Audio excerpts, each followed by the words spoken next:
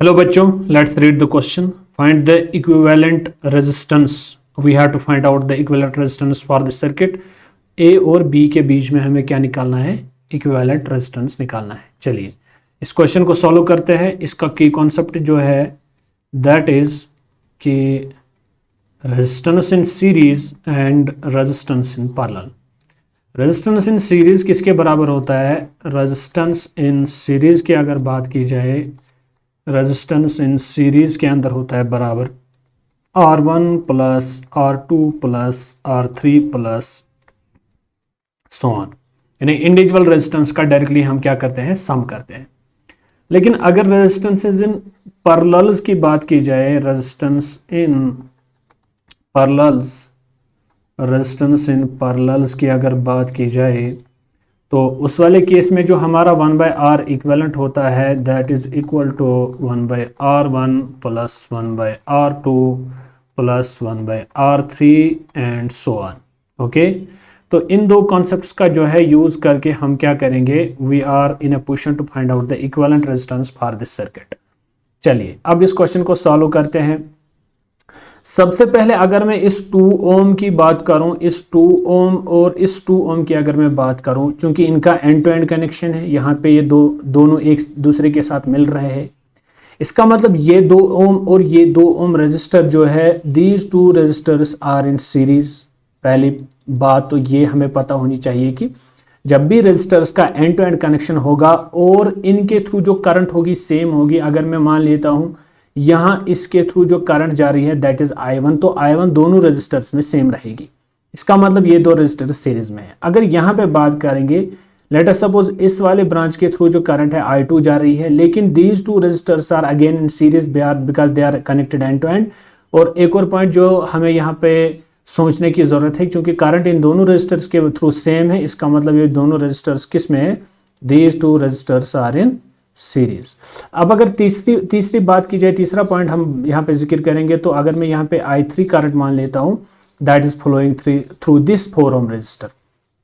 तो कहने का मतलब ये है कि जितनी करंट यहाँ पीछे से आएगी उतनी करंट डिवाइड हो जाएगी, एक ब्रांच इसके अंदर, एक दूसरे के अंदर, एक तीसरे के अंदर, और जितनी करंट इनकमिंग होगी उतनी आउटगोइंग होगी. ये दिस इज KCL सिंपली. लेकिन हमें यहाँ वो पॉइंट नहीं समझना है. We are in a position to understand only series connection and parallel connection. तो 2 ओम आपस में सीरीज में है, तो इसको हम जो R इक्विवेलेंट सीरीज का होगा, क्या मैं सबसे पहले ये A पॉइंट बना सकता हूँ? ओके, इस A पॉइंट के बाद अगर बात की जाए, सबसे पहले जो मेरे ऊपर वाले 2 रेजिस्टर्स हैं सीरीज के अंदर है, तो क्या मैं लिख सकता हूँ R इक्विवेलेंट फर्स्ट वो होगा बराबर 2 + 2, यानी that will be equal to 4 ohm. अगर मैं R इक्विवेलेंट 1 लिखना चाहता हूं that will be equal to 4 ohm. चलिए दूसरा पॉइंट मैं यहां पे लिखूंगा, ये 2 ओम और ये 2 ओम ये भी सीरीज में है, इनका भी सेम R इक्विवेलेंट आ जाएगा, that is also equal to 4 ohm. और इसके बाद जो तीसरा रेजिस्टर है मेरा, that is also 4 ohm, that is also in this position. उसको मैं ऐसे रखता हूं, तो ये मेरा 4 ओम यहां से आएगा और ये मेरा पॉइंट यहाँ पे B आ जाएगा. तो आल्सो एक और पॉइंट में जो मैं यहाँ पे तज़किर करूंगा कि अगर मैं इस पॉइंट का पोटेंशियल लेटर सपोज A मान लेता हूं, तो इस पॉइंट का पोटेंशियल लेटर सपोज B मान लेता हूं, क्योंकि यहाँ से यहाँ तक कोई रजिस्टर नहीं है, यहाँ से यहाँ तक कोई रजिस्टर नहीं है.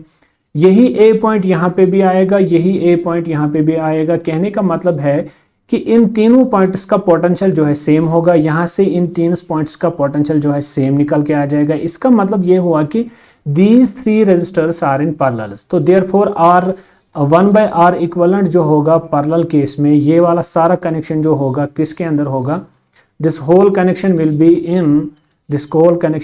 in parallel connection. ये किस में होगा? this will be in parallel connection. अगर ये parallel connection के अंदर है तो क्या मैं R इक्विवेलेंट लिख सकता हूँ? 1/R1 वो R के बराबर है 1/R1 plus 1/R2 plus 1/R3.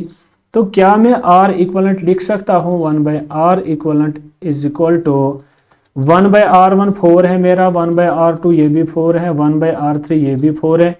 तो इसका मतलब ये हुआ कि जो मेरा R इक्विवेलेंट है 1/R equivalent comes out to be equal to, denominator सबों का सेम है यहाँ पे, दिस इज 1 + 1 + 1, दिस इज 3/4, तो यहाँ से आपका 1/R इक्विवेलेंट निकल के आएगा।